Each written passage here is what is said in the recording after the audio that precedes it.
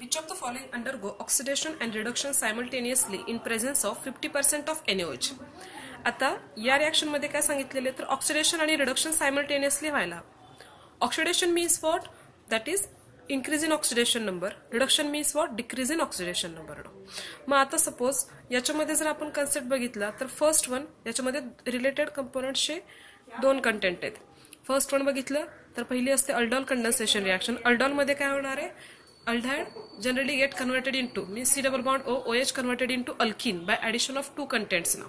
आता सपोज जर आपण कॅनिझरो रिएक्शन बघितली तर कॅनिझरो मध्ये काय असते? Does not require alpha hydrogen atom. म्हणजे त्याच्यासाठी काय गरज असतो? फॉर्मॅल्डिहाइडचं. फॉर्मॅल्डिहाइड घेतलं तर काय असणार आहे? HC double bond OH.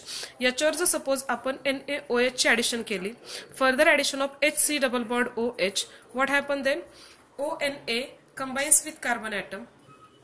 First of all, because hydrogen combines with oxygen by breaking of a double bond, then one hydrogen also combines with this one carbon atom, formation of content HC double bond ONA. This is the first product. And second product what? HC. Here is one H, one more H because addition of one hydrogen toward this one, while another that is a OH now. म्हणजे इथे झालेले इथे काय झालेले? Reduction. आणि इथे जर पाहिलं तर काय झालेले? ऑक्सिडेशन. एकच कंपोनेंट की ज्याच्यावर ऑक्सिडेशन आणि रिडक्शन सायमल्टेनियस करतोय.